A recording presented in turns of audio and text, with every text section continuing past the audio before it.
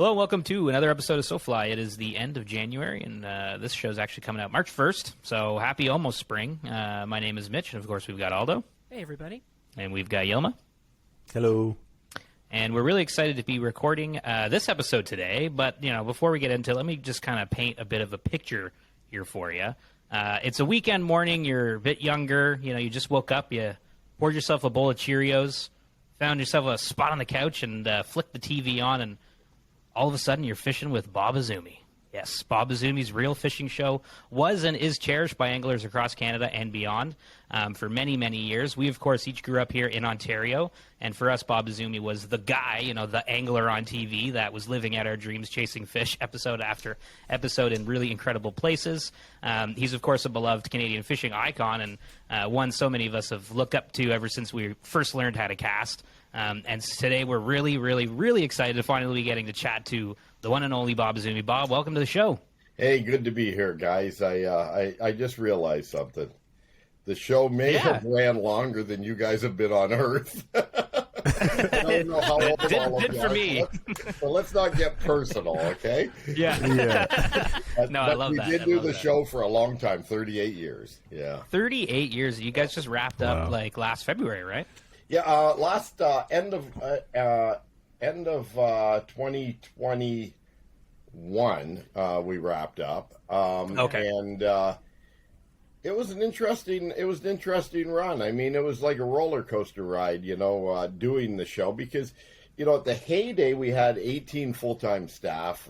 We did the magazine, the radio show, the TV show. So, like the radio show was on, I don't know, about 50, 60 stations across the country, and it was just like a tip format type show.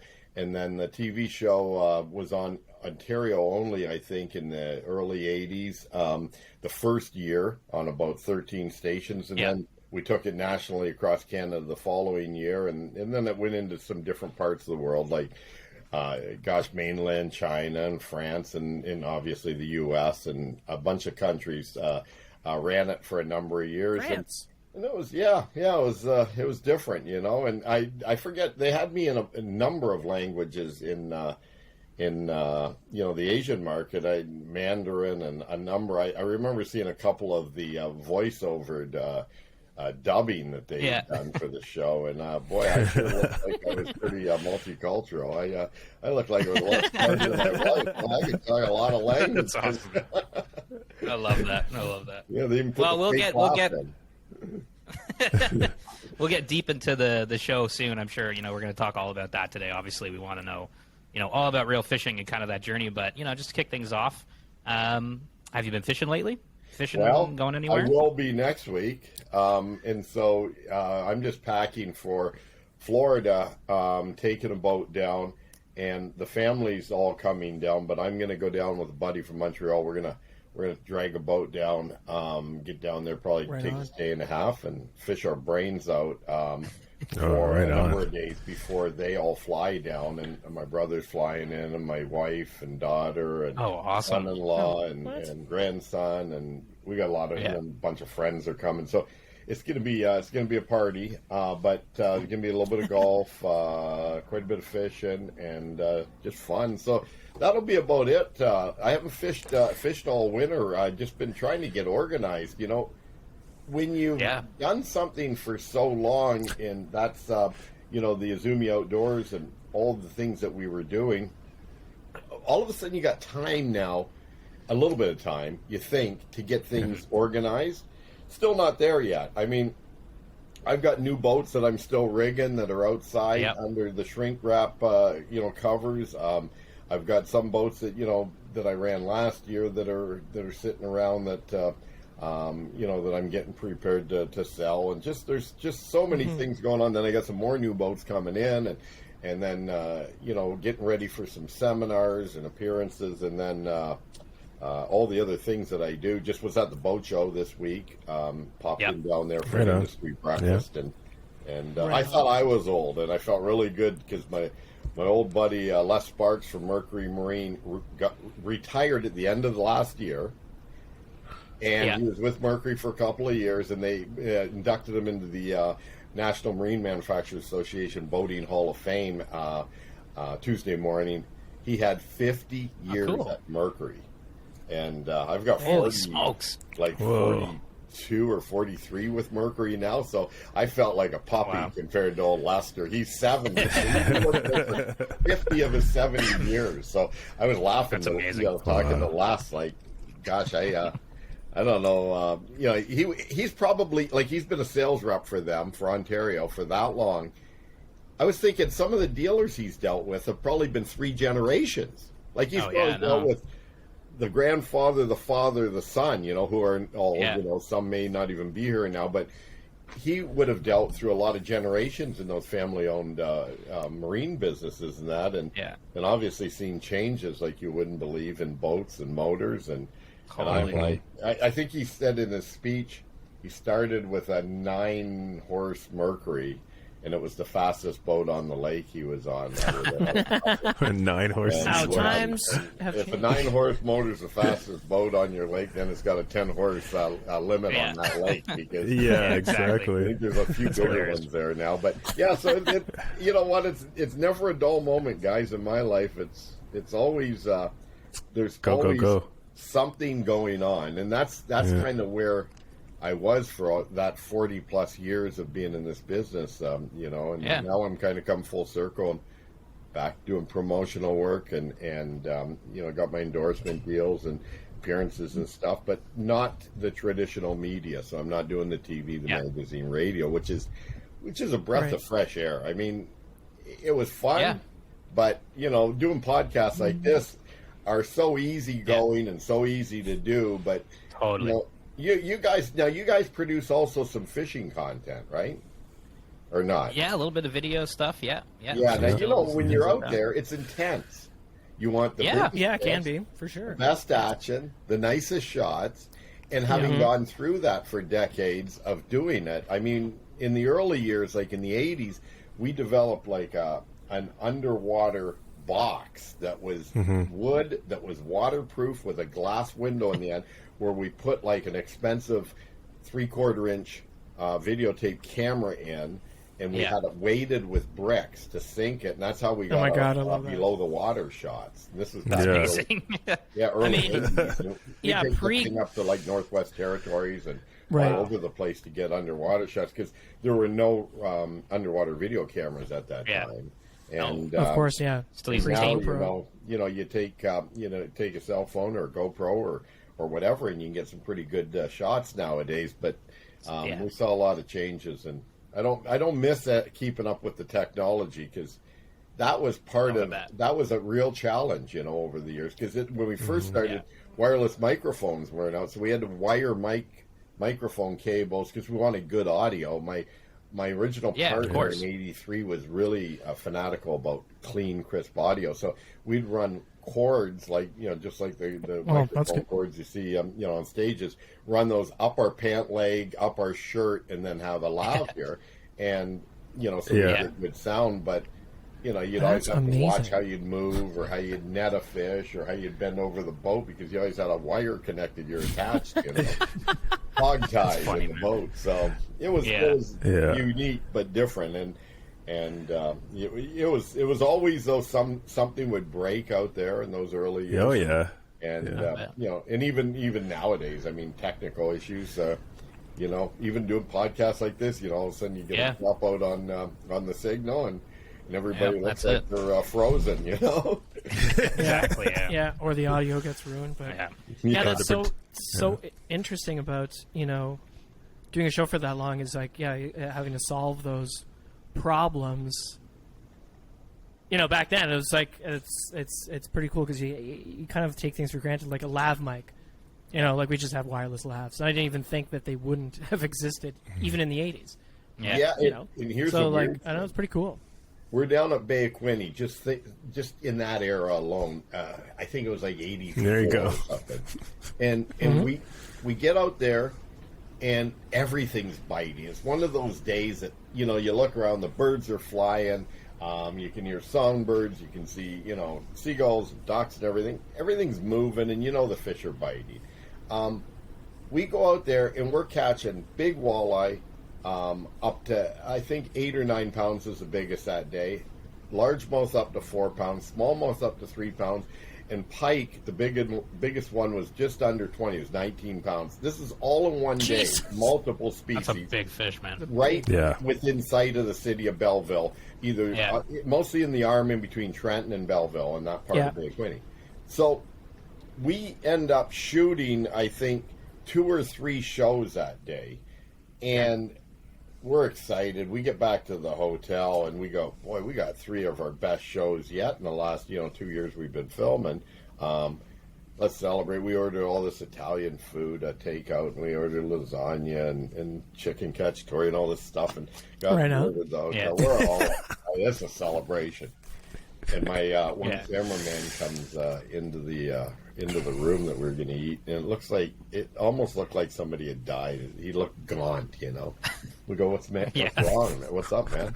He goes, I can't believe it. We have perfect audio, no picture. We didn't have any visuals on all this.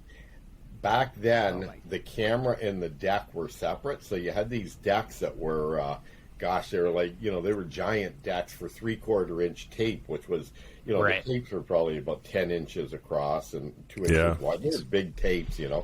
Right. And so the deck was separate with a multi-wired cable that went into the camera, and all these pins, and you put it in, you screw it together, and you tighten it.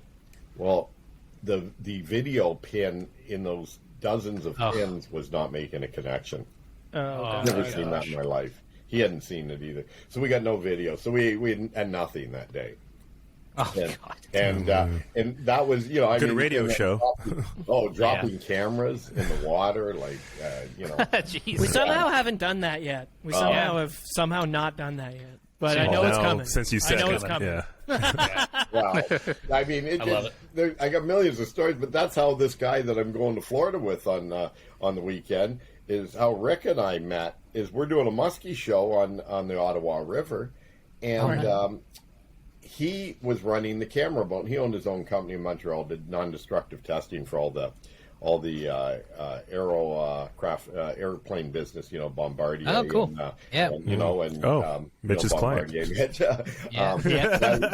for all their jets and stuff, and Bell helicopters, Pratt and Whitney. So they do a lot of non-destructive testing. Him and his partner in this company he had, and they've since sold. But so he was a friend of the guide I was filming with, and that's where I met him. But he was always in the camera boat, so we didn't talk much because he was always, 40 yards, 20 yards, 50 yards away from us.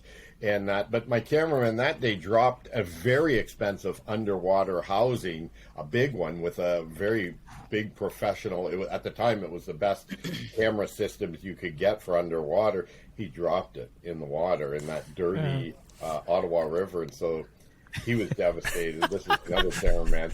And we GPSed it because that was when GPS was invented, so we were using it then. And Rick, the guy from Montreal on the camera boat, one of his employees was a diver, so he went back to that spot. Did he find it? Unbeknownst to me, got the camera. His diver went down there and could only see about 3 feet, 4 feet visibility max because of the water clarity. Found it, and we looked at the tape. He couriered it back to me. Wouldn't charge me a penny for it. He just said, Bob, I'm just happy we could find it for you, blah, blah, blah. And it was like, how our friendship started is I was going to Lake Champlain for a bass tournament in New York, big pro tournament, the following week. And I said, hey, Rick, I know you live just north in Montreal, and Champlain's only an hour south. You want to join me while I pre-fish? And he ended up, pre-fishing with me for several days. And that's where we got to know each other and became friends and that. But we rolled back the tape, so it had rolled through the cassette tape or whatever was in it. I forget format, but it had rolled right through it, and it was sideways. And there was things like carp would swim by and stuff. You'd see a few fish, that's awesome, and that. But it was funny to see carp just great, grooving by, and that, and we're like funny how this thing just laid there till either the battery went dead or recording. The tape ran out. Just rolling. Well, it's the Ottawa River. I'm surprised you didn't see a body. I haven't hooked one yet, and have not. A lot of friends of mine have. Funny. One day, really? Really? Oh, I got a What the text hell? one day. I'm practicing for a tournament.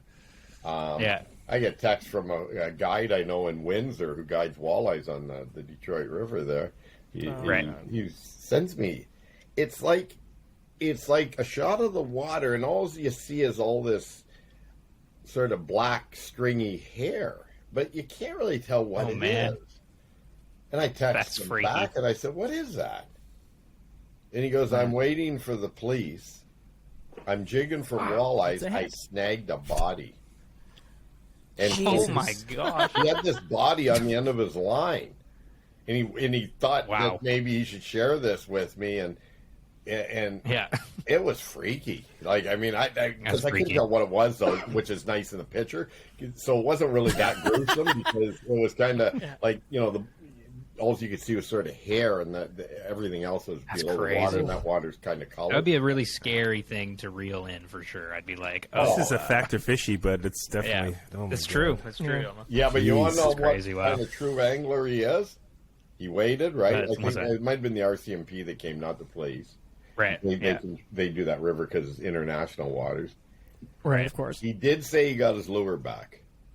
Can you imagine? Hey, officer, before you leave, did you Wait. did you Can I have my find lure? a 3/4 That inch? was his lure. I mean, I wouldn't even want to touch it, you know? God, no, man. So, It took me a while to get that That day puncture. on, I kind of lost a little respect for him because, boy, either that or you know, he really values that lure.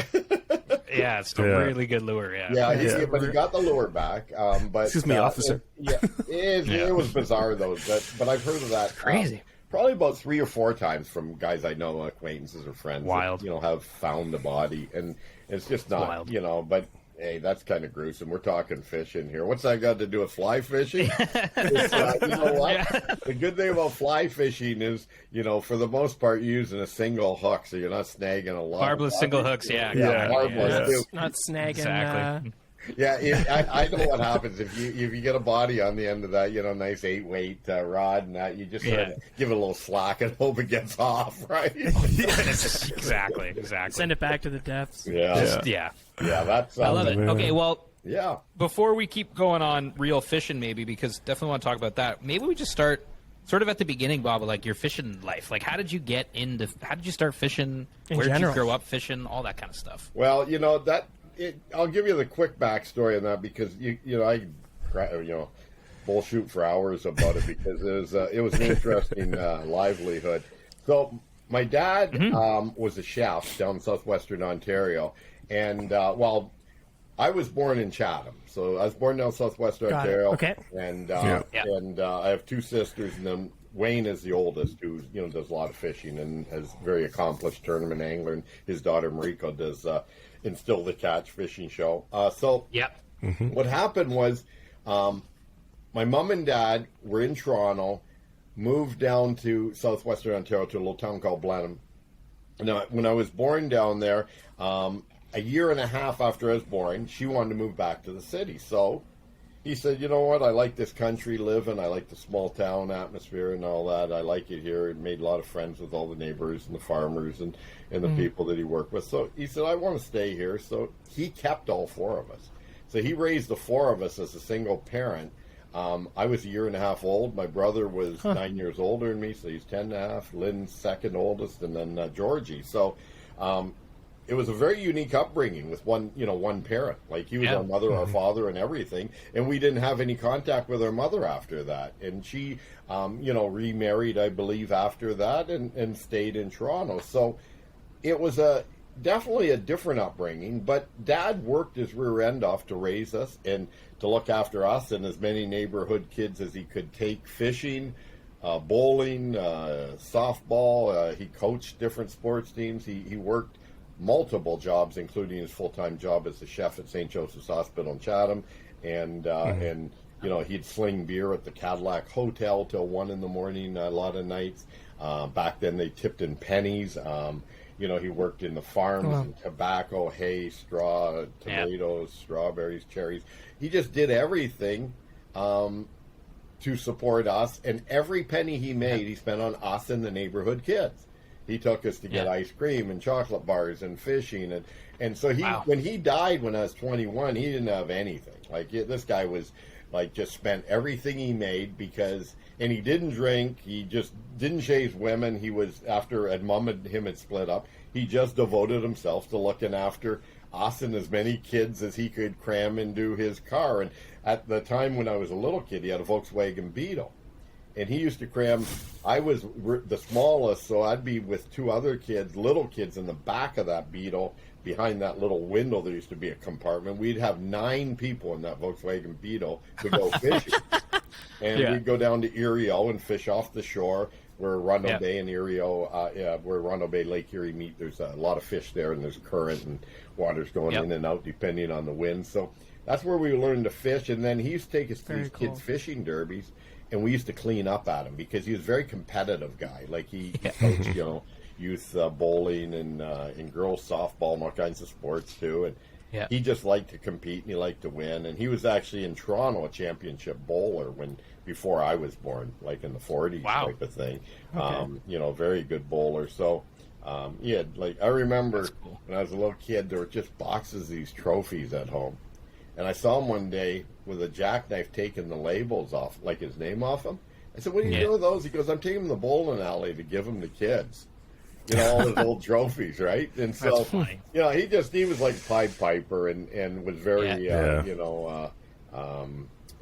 generous. And, that was the way he was. But we used to clean up in these fishing derbies. So we'd win every age category that in that car, everybody came home with a prize. Every kid, there was a farm down the road, the McTavishes or the Claytons, they would join us, and with Wayne, Lynn, Georgie, myself, and we'd always, win the top category for the boys in this division and this age group, and the girls in these age groups, and that. And then when I was, I don't know, about 17 maybe, I guess, he did the first bass tournament in Canada. He organized it and ran it because one of the guys at the hospital was fishing them in the early 70s in the U.S., and it was called Bass Casters Association.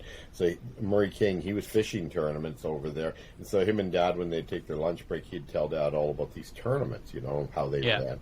So Dad thought, it'd be fun to run one at Rondo Bay. The bass fishing's off the charts down there. And that got me hooked into this fishing gig. It really did. I mean, I was, a teenager. I loved it. It was a draw for partner, and so you fish with a guy. I didn't have a boat then, so I fished with a guy. Next thing you know, I soon got into a bass boat. I got a loan, and he co-signed for me, and me and another friend went half and half on a bass boat, a 17-footer with an 85 horse, and I think I was like 18 or 19 years old, and that's kind of how the career started, and then when I was 21, I had heard Mercury Marine wanted somebody to do fishing seminars at the Toronto International Boat Show, which is on right now, ironically. And that brought back some memories going this week, because that's where it all started. Is I went there to meet the marketing manager at Mercury, not to the boat show, but at his office in Mississauga, where Mercury was at the time. Bob Patterson, and my dad drove me up, and we met with him because we heard that they were trying to get Al Lindner from the Inn Fisherman, and now with Angling. I remember him. Angling Edge. And, the Lindners are iconic in the fishing world in terms of education and innovation. And I always knew Al. I met him, right around when I was about 20 years old, just before I started in this business, and they were trying to get Al to do these fishing seminars because he was sponsored by Merck in the States, but they couldn't get him. Mercury Canada said he was booked a year in advance. He just wasn't available. So they had this guy doing skiing seminars, water ski seminars, and but they had nobody for the fishing. So when we met Bob Patterson, Bob says, I sat with him at a restaurant for lunch with my father, and I told him everything I wanted to be a pro fisherman. I was like 21. I want a motor, and I want to, fish tournaments. I want. And at the end of the conversation goes, he used to call me Bobby. He said, Bobby, now that I know what you want, what can you do for Mercury Marine? And that was my lesson in marketing, 101 marketing. I had no friggin' idea you had to give something back if you wanted sponsorship from a company. Yeah. So I said, well, let me think about that. And then that's how our relationship was forged. And he was at Mercury for, pushing 40 years and that. But I'd worked with him for probably the first 20 of my career. And, I'm still with Mercury 40 plus years later. But Bob started me in the business. He hired me to do the boat show for $25 a day for 10 days to do seminars. I did 5 seminars a day.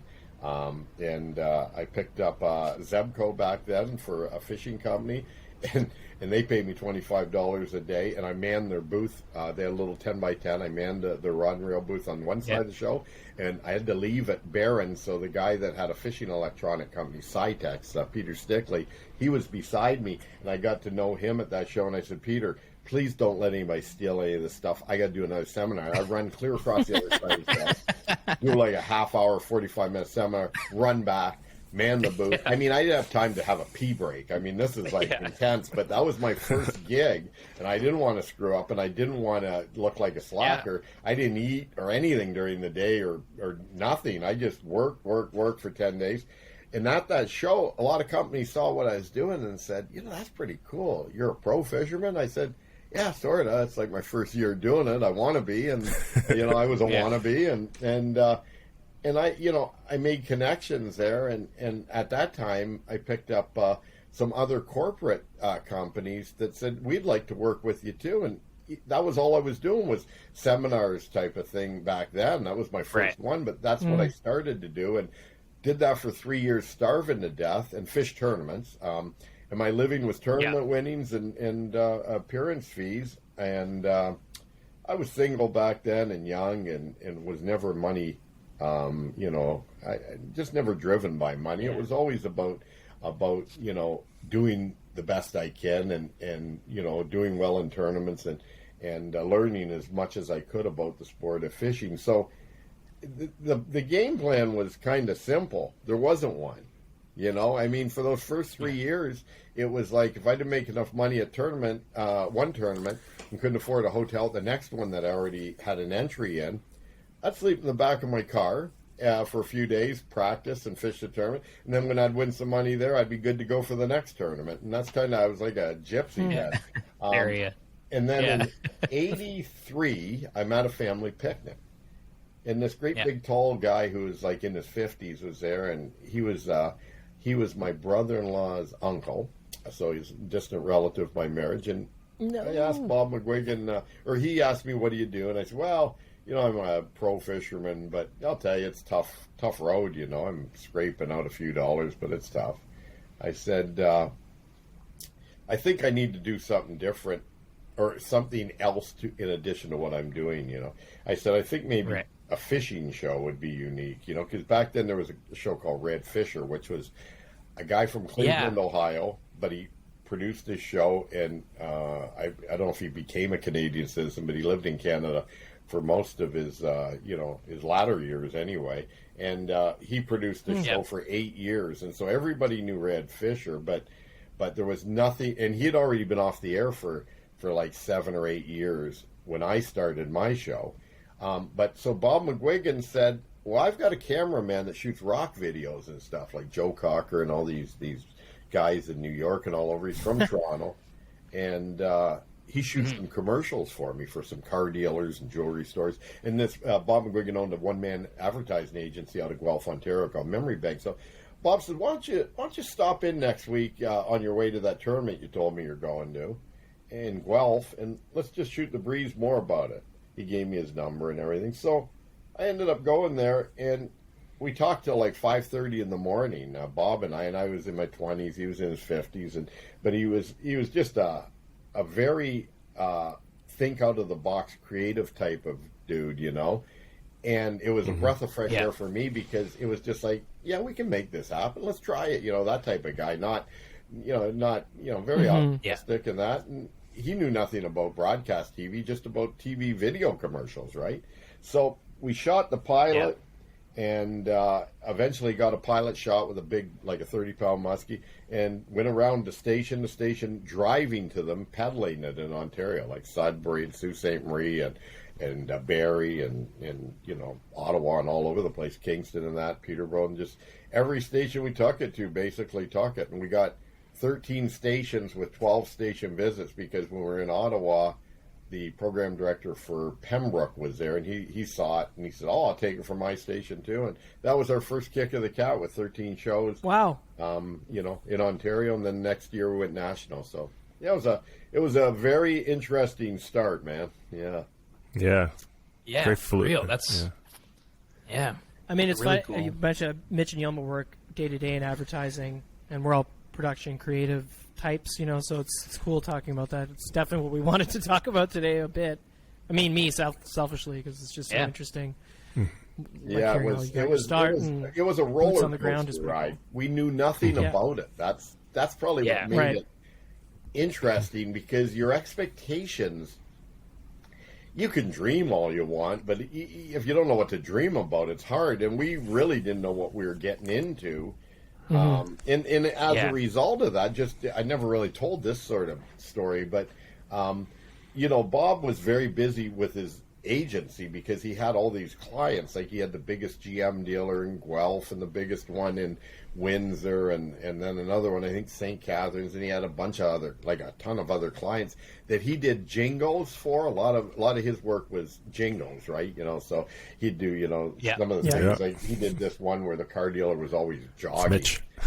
Yeah, and it was weird, because everybody they knew the dealership, because this Barry Cullen was always running when he would do his commercials and be talking, to the camera. And so Bob had some pretty creative ideas now, but he was very busy. So the show wasn't doing well the first bunch of years. It was doing well for viewership, but wasn't making any money. And Bob was just, doing it for the love of doing it. And I was making just a very minimal salary out of it.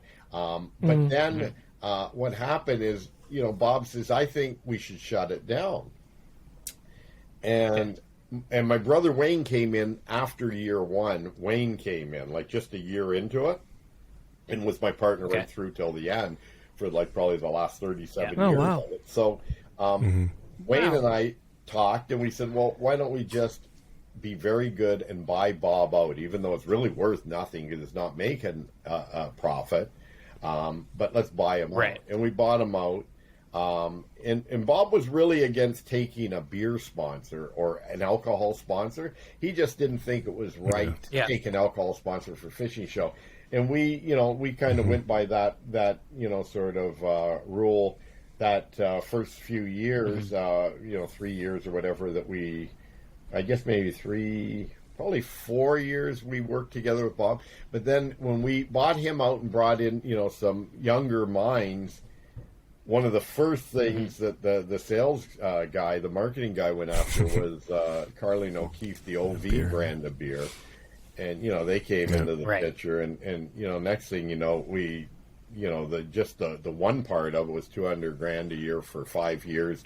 And plus, they sponsored the seminars and tournaments and everything. And it turned into a very lucrative sponsorship. So, we took on a beer sponsor, and we got Chevy trucks, and we got Tim Hortons, and then, as years went on, Columbia Sportswear and lots of companies. So it was just, we were on that threshold, but we never got it with Bob. And then when we just decided to, accept a beer sponsor, that back then, I mean, pardon the pun, but they threw money around like drunken sailors. Like, they had big budgets.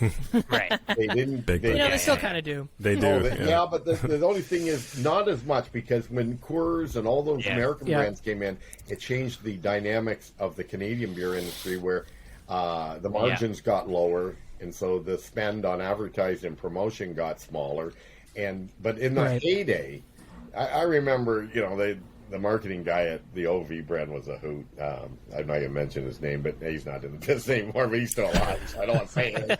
But he was a hoot. Anything you needed, I said, he said something, or he said something to me once we were fishing. He said, "You got to get some OV clothing." And he says, what do you want to get, for wearing? Well, I said, "What do you mean, dressy stuff?" And he goes, "Well, yeah." And he said, "Well, first off, I'll get you some golf shirts. I get some boxes come in and boxes and boxes. He sent me 75 golf shirts. 75. Jeez. Okay. And then he says, That's amazing. What do you like if you wanted to just go anywhere to buy clothes? I said, well, I can't afford it, but I like Harry Rosen. He goes, well, go buy what you want there. Sports jackets, dress pants, whatever. We'll put a little OV logo on it for you. And just give me the receipt and I'll reimburse you. So I went there and I mean, I bought all this really nice stuff. Like, I don't know, back then maybe it's like the Wild West. Clothes. And that was, when $2,000 would buy a lot of clothes then. But anyway, I gave it to him. I don't think I ever got it back. I think it just got lost in his office somewhere. Or I never even got it back. I got reimbursed. Though. You're like, but the money though that was incredible. Like they had a motor home that they used to take to the car races and that had models and all the beer you wanted and stuff and all the food. Oh man, that would be a party wagon and the tournaments they sponsored, and it was like a free-for-all back then on the spends and the entertaining they did. And all that changed as years went on, I remember running into one of the executives. He was one of the VPs there years later, and he says, Bob, he says, we give vouchers away now for 6-packs or 12-packs. And my brother Wayne, you know what his favorite drink is? Whatever you're pouring, okay? Whatever you're I love it. Yeah, he's very versatile. He sounds like Mitch. Yeah, I was about to say. That's Mitch's favorite drink. Rye, beer. He loves everything. Whatever you're pouring, he's cool with it. So Wayne's going up moose hunting. And he says to Gary, Gary gave us an open tab for as much beer as we wanted, but I'm I drank a little bit back then, but I don't even drink anymore, and I never was like a hardcore drinker, but I mean, most of my friends are alcoholics, but anyway, so Wayne goes moose hunting. He goes over to the brewery up by the airport where Carlene O'Keefe was, and we always would just put it on Gary's tab, on his account.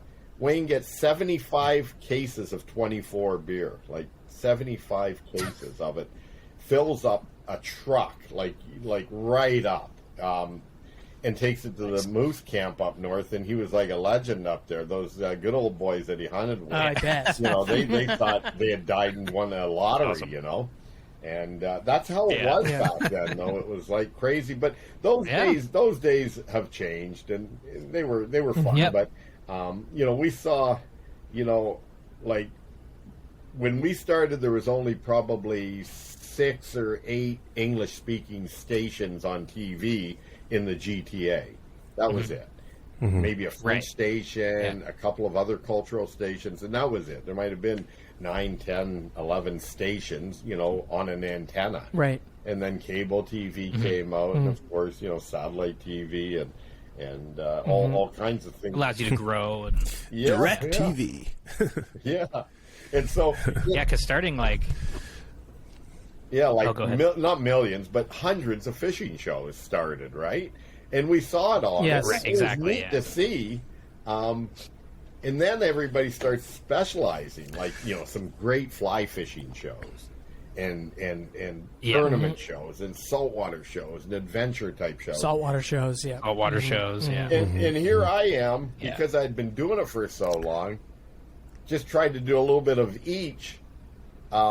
As I kept going, because I didn't want to get pigeonholed into having to do one type of fishing all the time.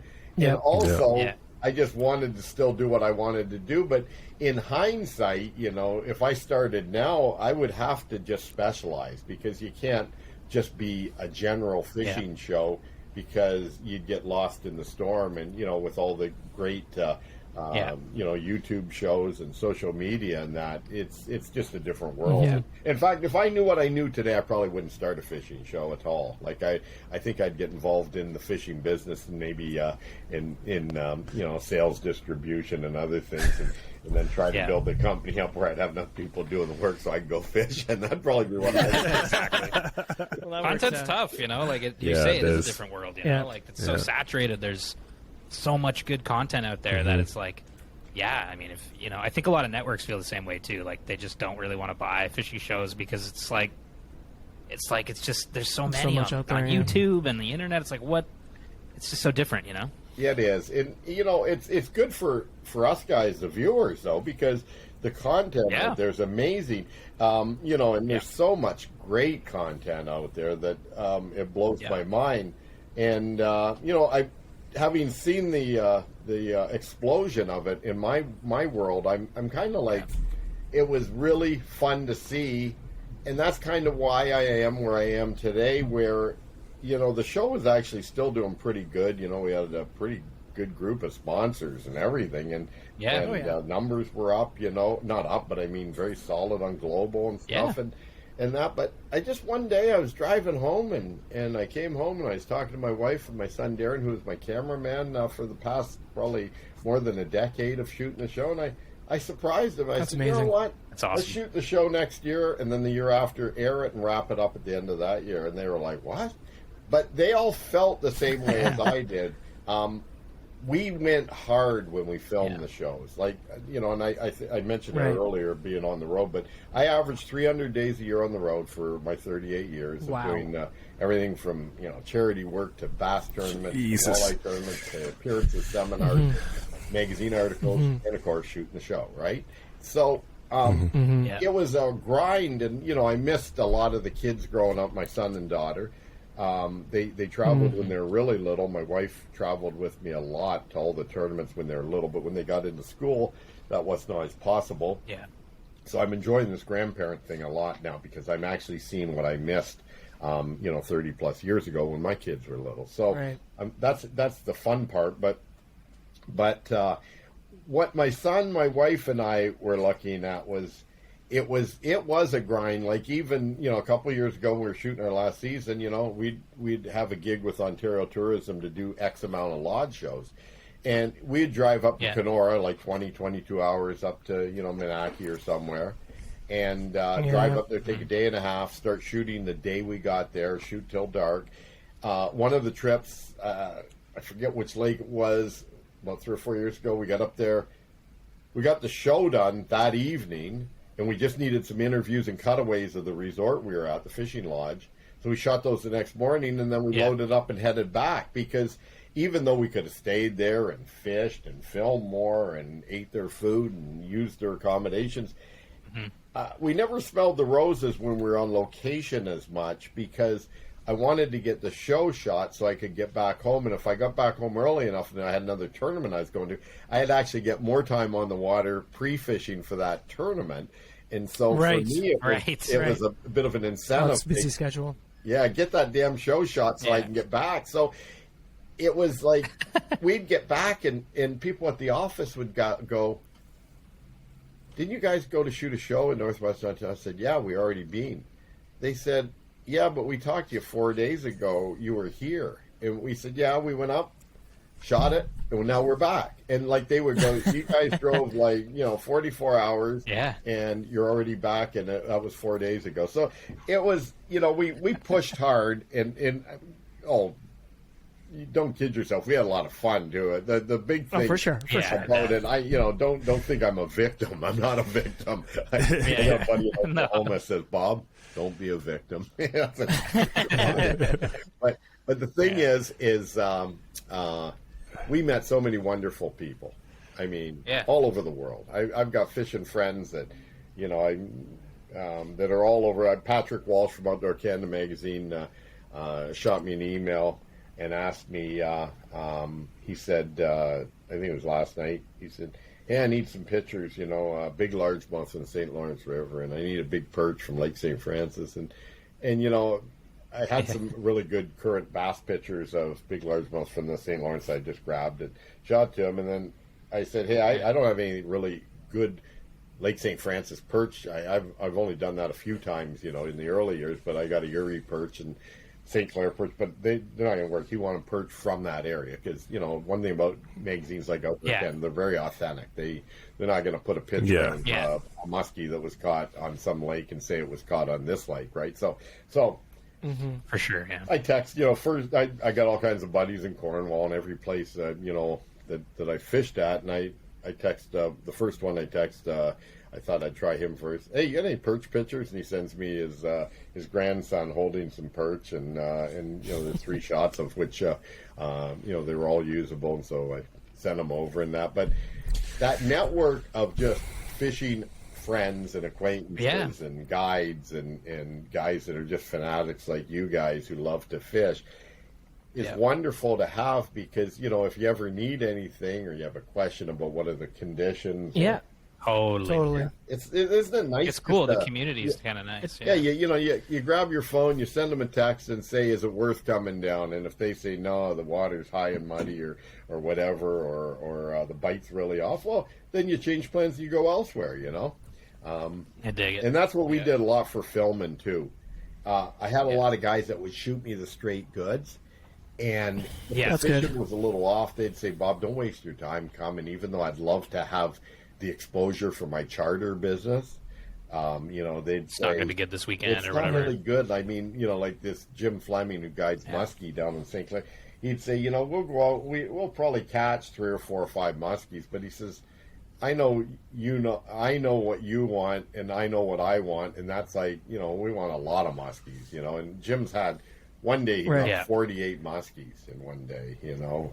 What I think was his best day. But that's crazy. But he's used to having, you know, good days, and when the conditions aren't right, and he knows that when there's like a lot of floating weeds down there and makes it tough to troll or whatever, he knows that the odds are against you to having multiple fish. He said, you know, we'll probably can scrape out 3, 4, 5, 6, whatever, but we may catch none, you know. But if it's like on those type odds, he'll just say, don't waste your time. Let's just not do it, you know, and we'll cancel it, you know. Yeah. And I like that, honestly. Yeah. Because I've been roped into some others before, believe me, where they want to be on TV so bad and, you know, promote. It doesn't matter what the conditions are. Fishing business. Yeah. And you go up there and the fishing's crap, you know, or out there or wherever. But you know what? That's everybody's different. Did you ever look like, you know, you're looking down the barrel of filming a new season, being like, you know, you've just filmed 25 seasons, let's say it's your 26th season, like, how do you keep things fresh? How do you keep yourself motivated?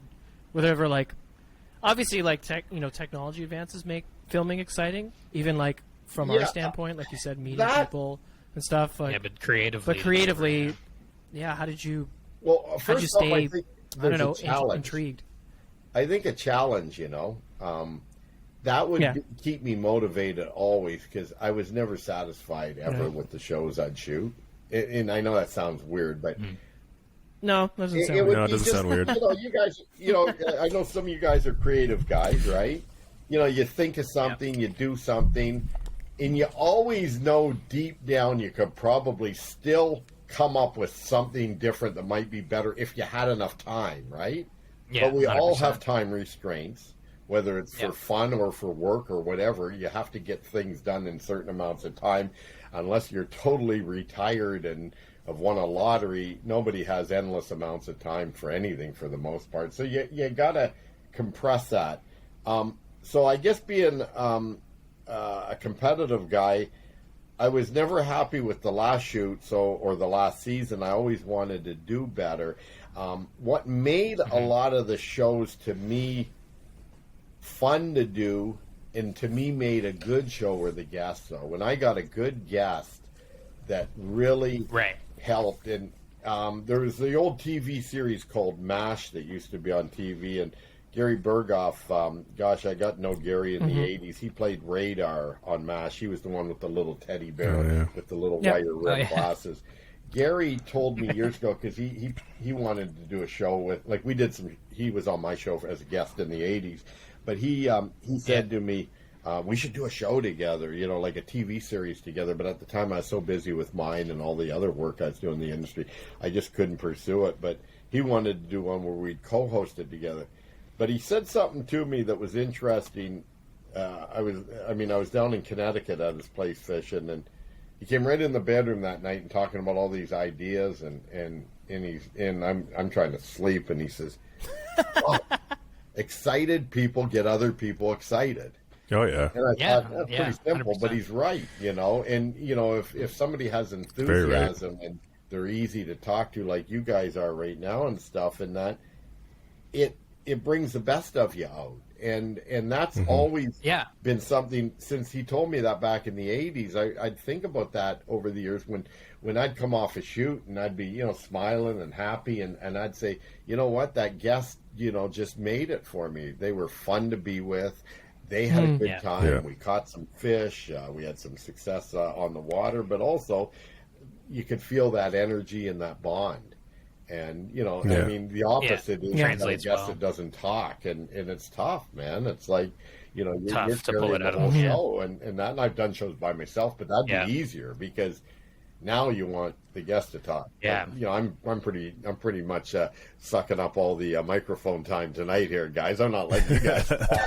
No, that's fine. Please, nobody wants to hear from us. That's exactly what we want. Yeah. I will say one of the shows I remember the most was just you alone. Oh, here we go. You were like driving around. Sorry, just really quick, like one fanboy thing. I remember it because I remember being excited to move. It made me excited to move to Toronto. You were driving around the GTA with an ultralight rod, fishing streams. Like, so you were on 16 Mile Creek and the Credit River and all these things. And Mitch and I grew up in Ottawa. Right. We love trout fishing, but there's no trout fishing in Ottawa in streams anyway. We'd always have to drive to upstate New York. So I remember watching that episode and being like, wow, all that is in the GTA, and you're like banging brook trout on an ultralight or something. Yeah. And I remember that was a super inspiring episode just because it got me excited to move here and to fish here. And I didn't know that existed here. And then when I moved here, obviously, it was amazing. With you guys all living, around the GTA, isn't it amazing the amount of fishing available? It's amazing. Millions of people. Yeah. Oh yeah. Yeah. It's wild. Yeah. Yeah. It's I think wild. we always say it's pretty cool to go to the middle of nowhere and try and catch a steelhead, but it's also pretty cool to catch one with 30 the CN minutes Tower in your peripheral. You know? Yeah.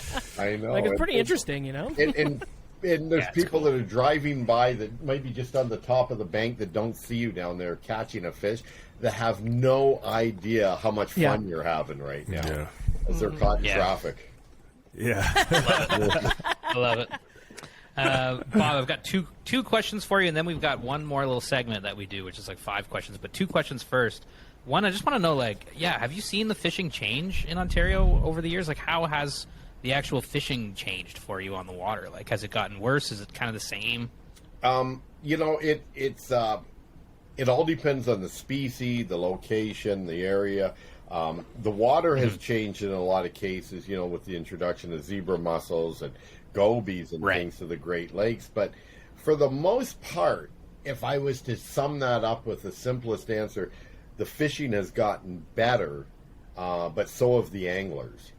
All these folks that are out fishing have gotten, they've got better, technically, and their mechanics are better with, casting and accuracy and presentation. So I've seen it I've seen the catches still pretty consistent.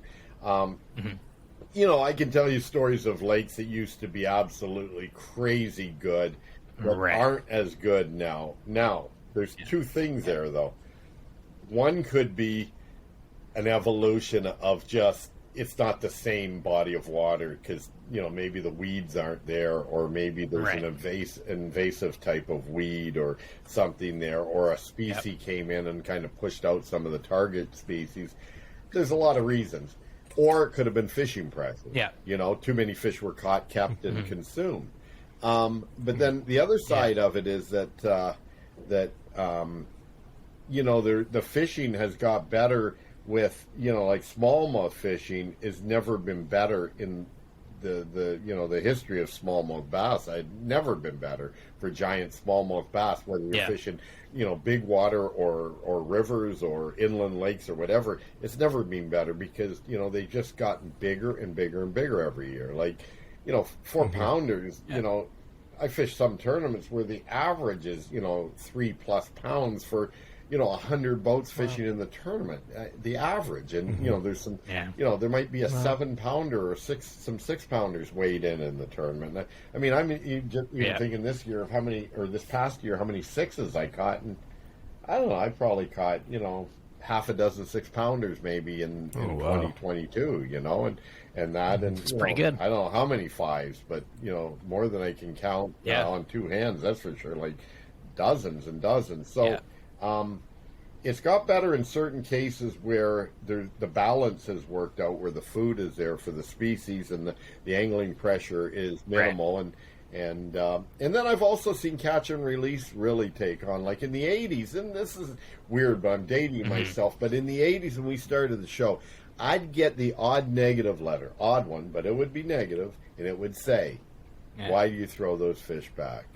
You know, somebody would say, I grew up through the Depression like an old timer, and those are a valuable food source. How dare you, release those? Why don't you keep them and eat them?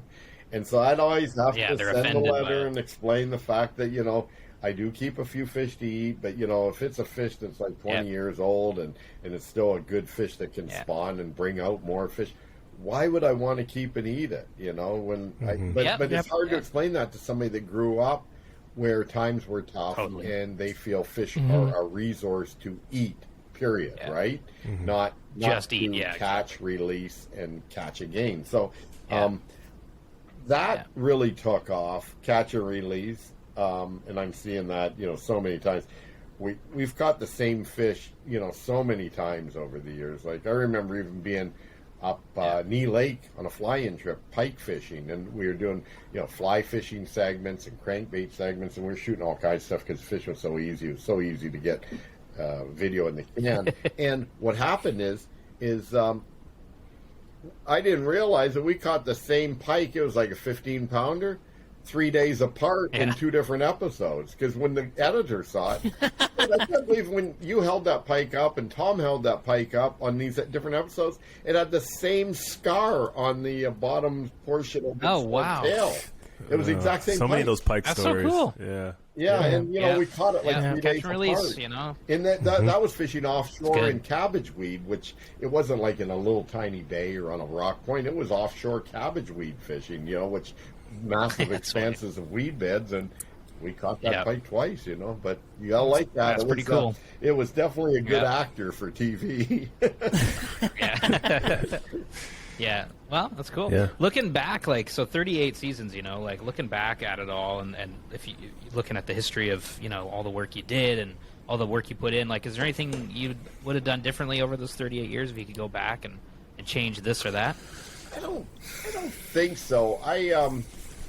The one thing about when you're in your own business and you're kind of floating along in a lot of ways, not knowing exactly. I mean, we learned so much, but in the early years we were learning as we went, so we didn't have really a footprint or a platform that we had that was just cookie cutter. Let's do it.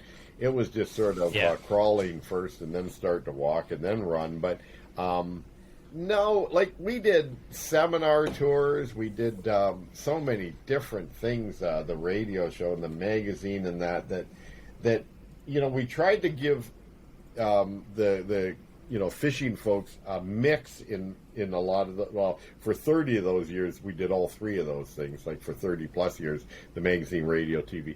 Yeah. And we always wanted that multimedia mix, just like the Lindners had in Minnesota, with the in-fishermen in those early years. And there's not much I would change. Not really. We always wanted it with, That's good. That's a good feeling. With a microphone. Yeah. Show it as it happens. Yeah. I mean, we did have, crazy things happen over the years that we should have probably showed that were blooper type material. That were just crazy stuff, but it was you got to realize in those early years, though, you didn't just keep rolling the tape because, those cassettes like the Betacam SPs and that, I think they were, I don't know, $40 or $50 a cassette. So, you didn't want to burn through keep burning through and just videoing every minute of the day, when you're casting. So some of the stuff you wouldn't catch. But as we got into the digital age, you just keep rolling, and exactly. Get it all. And cool thing about tape cameras back then, it's pick tough your moments. Filming a fishing show, when you have to be selective with when you hit record. Now you just roll for forever, 40 minutes, nothing happens. Oh, I'll delete it, move on. Yeah. Yeah, there's that's cool. Yeah, a lot of swearing and stuff you have to edit out now because that's everything. Yeah. I love it. It's a burden of the editor now. It's like I love it. 20 minutes. Find the fish. Good luck. Well, now, and I do remember an editor telling me this back in the '90s. They said they're showing me the edited version of a show, and when I go in the edit room to see it. And they'd say, "You hear that songbird?" They'd put a songbird in there. I said, "Yeah," and I says, "That actually wasn't there in the show. I took that from another part of your outing on that trip, put it in." And I said, "Why'd you do that?" And they said, "Well, you broke wind on camera, and we had to cover it up." He said, "I don't remember farting." So in one of the episodes, I don't remember farting on it, camera, but I guess that wireless microphone or that microphone I was wearing never picks lied. up, So it must have been me. That's awesome. So they had a songbird in there. The bird sounds in. That's funny. Yeah. Yeah, you didn't. Okay, we know you gotta split, so we don't want to take much more of your time, but we do have 5 more questions, and these are kind of like, it's a segment we call Mitchie's Fishy's 5. They're just like fishy questions we ask every single guest, the same questions. A minute a question. So we'll ask you them now. Take as much time as you want. But if I don't know the answer, I'll fabricate it. Okay. Yeah. Perfect. I love it. It's great. Okay, so this first one, Mitchie's Fishy's 5, is what is your favorite fish and why? If you had to pick a favorite fish, what would it be? Peacock bass, probably Brazil and the Amazon, and my buddy who's meeting me on to go down to Florida, he actually works for a company out of California just for fun. He's retired, but he hosts trips and he goes on them for personal fishing too, down to Brazil all the time, peacock fishing. And I've done one. Oh, that's awesome. Done several trips to Venezuela and Brazil. Caught a lot of peacocks, and they're the hardest fighting freshwater fish pound for pound that you can. The hits are explosive. They fight hard. They're gnarly fish. Probably a peacock bass, just because of their unpredictable. That's an awesome and they can break 50-pound test line. Yeah, dang, that's awesome. Insane. That's the first time we've ever heard that answer, actually. So that's super cool. Yeah. Peacock bass, I love it. Yeah. Well, this one might play into that too. The next question is, if you could fish anywhere in the world right now, assuming it's like going to be amazing fishing, best fishing ever, where would you go? I hate to say it, but I got to be transparent with you guys, okay? I don't have a bucket list anymore because I did so much traveling around the world, Yeah. It's amazing places. And, I think Mitch the other day, just when we talked for a few minutes, I was thinking, where have I fly fished before? And then I started thinking I couldn't even, write down all the places. There were so many, like Atlantic salmon and Miramichi and here and there, and catching sailfish on fly rods. We got so tired one day of catching sailfish on a fly rod down in Costa Rica that, it was like we're fighting not to take it because we had all fought so many of them. I forget how many dozen we caught that day on various techniques, but they'd come up behind the boat following the teaser, the sail, and then you drop back a fly and hook them, and then the fight's on, and these, 80 to 120 pound sailfish are flying through the air, and you're fighting them on like a 10-weight, 12-weight fly rod. And then we'd say, okay, let's take this bass fishing rod that's a medium action. Let's try it with a top water. We'd throw out behind the teaser when there's a sail behind it following. It would nail a top water and that. So I did so many of those. I'm going to tell you where I want to go back to. Oh, here we go. Okay. Drum roll. Lake Nipigon, Ontario. Lake Nipigon. Nice. Oh, shit. Hey, Nice. We know a couple people Why? are going to love Why? that answer. Yeah, why? I was there once. I don't. I'm going to throw it out there 5-6 years ago, whatever. Not that many years ago. Yeah. And we shot some shows up there. Just went up for 3 days, and we picked a different section of the lake every day. The first day we had a local guide out of Beardmore, and he showed us what to look for brook trout.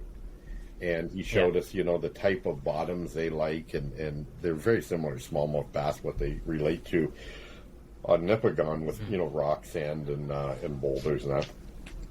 And he said, we're not going to catch that many because we only ran about 15 miles maybe that day to the spot.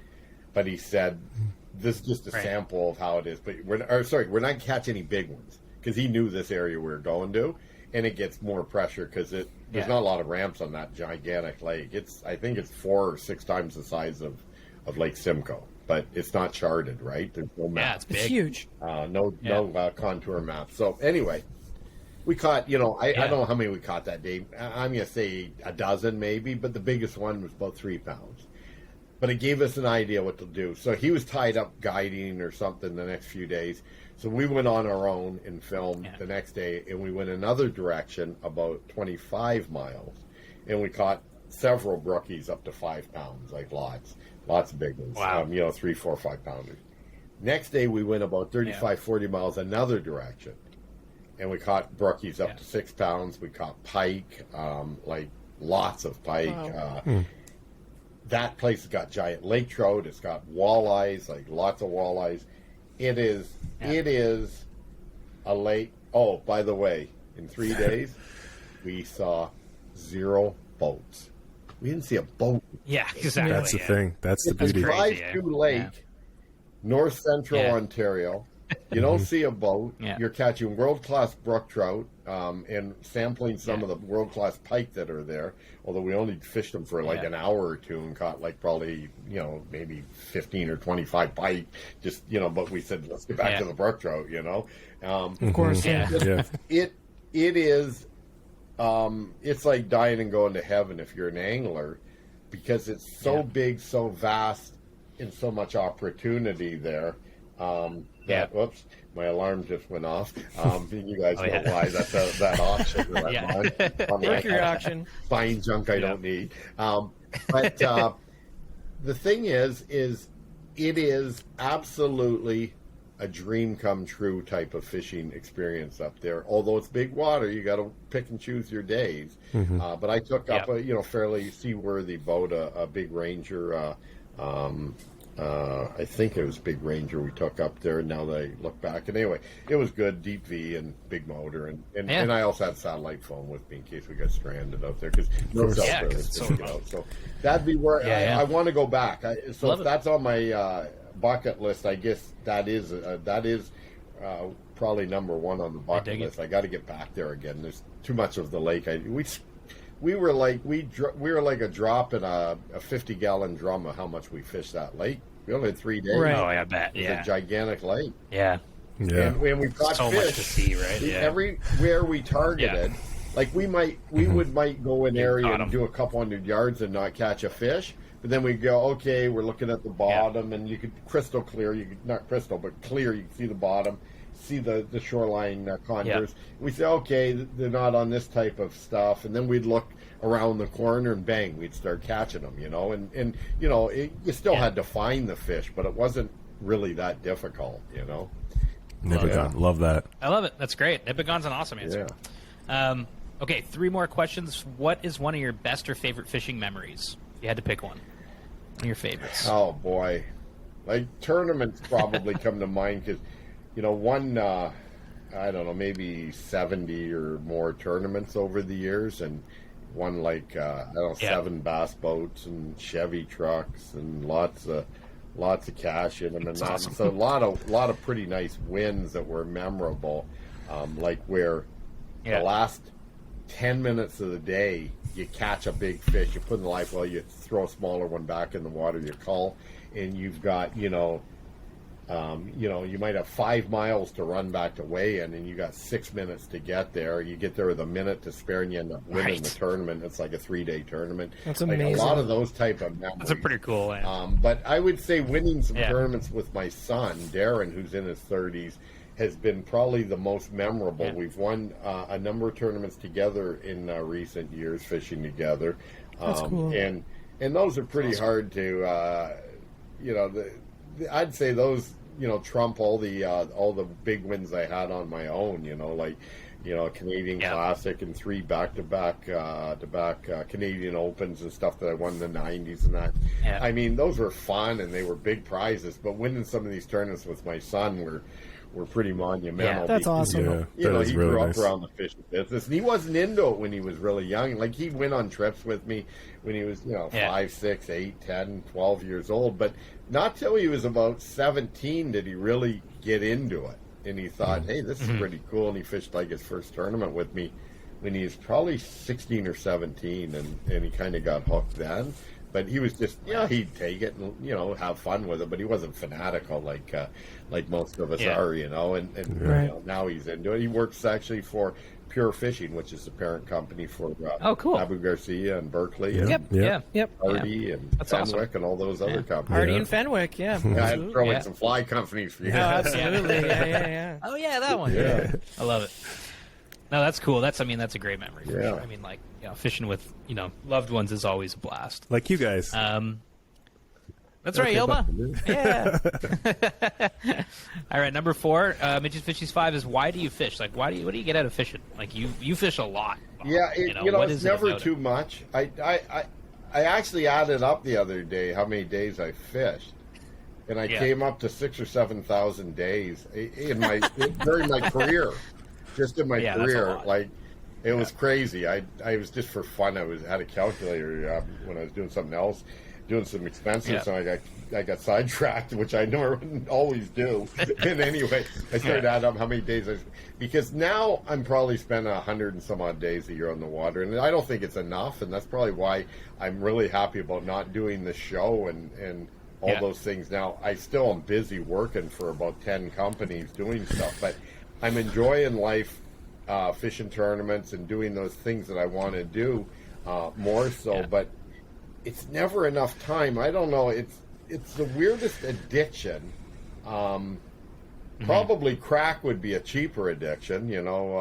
Cocaine. Sorry, I didn't mean to laugh. I don't know if I could have laughed at that, but I laughed at that. Yeah, I'm with you. It'd probably be cheaper to do that, but not near as much fun and not near as harmful. But I don't know. I am thoroughly addicted to it.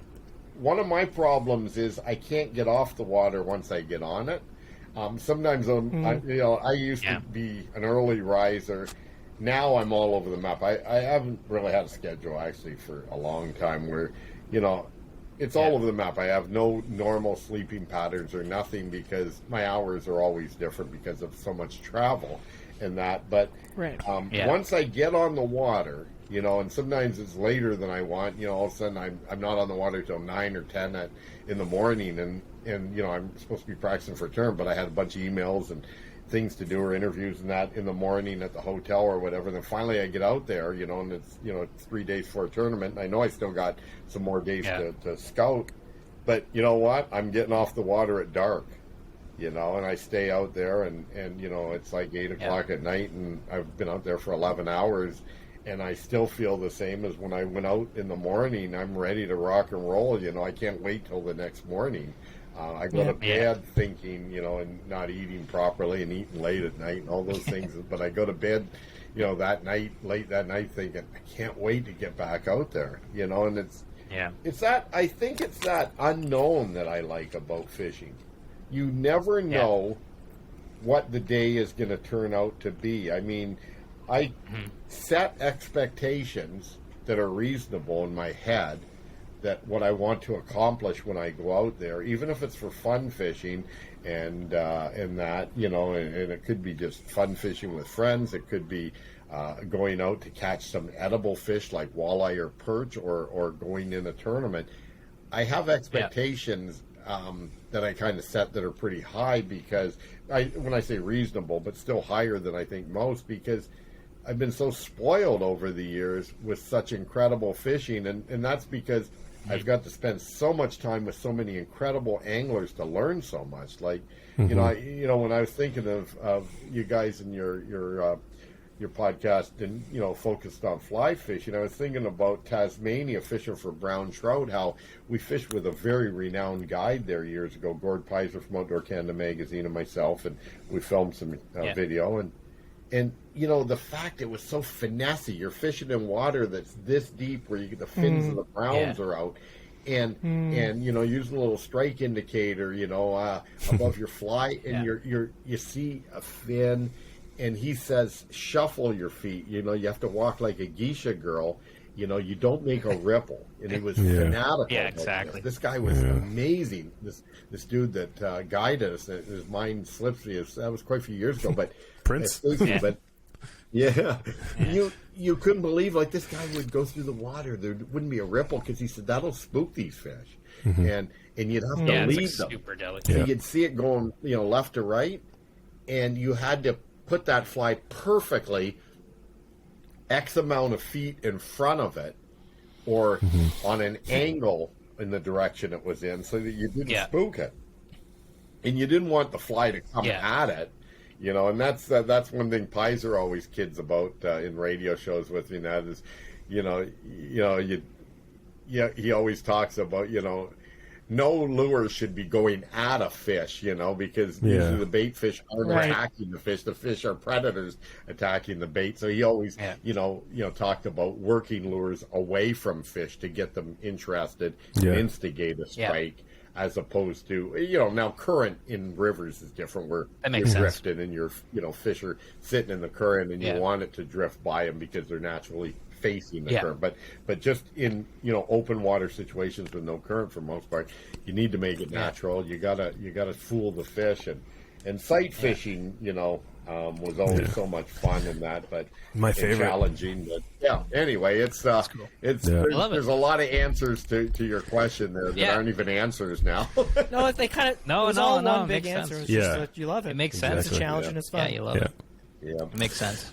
I love it. Okay, last question for you, Bob. Last question for you is, if you were a fishing lure, what would you be? What lure represents you best and why? Well, I shed 10 pounds in the last month. I'm trying to get down to fighting weight, but I'd probably be. Let's see now. I'd be a big fat topwater lure, and a month ago I was. I'd be a great big fat, chunky, noisy topwater lure. Yeah, so you're a hula popper. That's awesome. Yeah, and I love it. That's a great answer, you know, judging by this solar panel, I can't say I'd be a woolly bug or anything like that. I mean, I think a big fat topwater. I love it. I love it.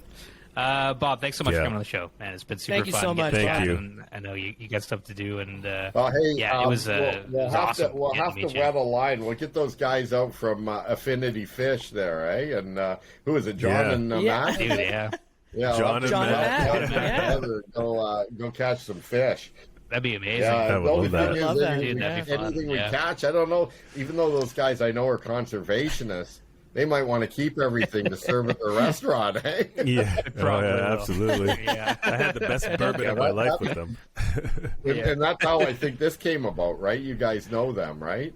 And that's right. Yeah. John, connect. Funny how We've small world. worked with them before. Absolutely. Yeah, they're good guys, and they got something really unique going at that restaurant and with their fishmonger business, and it was really fun and enlightening to see that they were both anglers like us, which I thought, hey, I like this, you know? I mean, I didn't expect it going downtown Toronto, you know, to a restaurant to meet the two owners that were into fishing. I was pleasantly surprised. It's pretty cool. Yeah, they're both pretty fanatical. Yeah. Fishing friends all over the GTA too, which is neat. Oh yeah. Yeah, man, it'd be awesome to get out and wet a line. That would be I would love that. That'd be a dream. That'd be sick. We should totally do that. We will have to talk about that down the road because you know what? Awesome. It's we're all in this for the same reason, man. We love it, right? Mm-hmm. Yeah. Yep. Exactly. 100%. Good stuff. Fun. Amazing. Well, thanks again, Bob. Lovely Appreciate to meet it. you, I'm Bob. looking at my phone. I got to go buy some stuff on an auction that I don't need right now. Go buy some stuff. Mercury. Buy some know. stuff. Some old fishing junk that'll never get used. Okay. I love it, man. All good. No, we appreciate your time. Dude. Okay, guys. Thank you so much. Take care. All right. See you, Bob.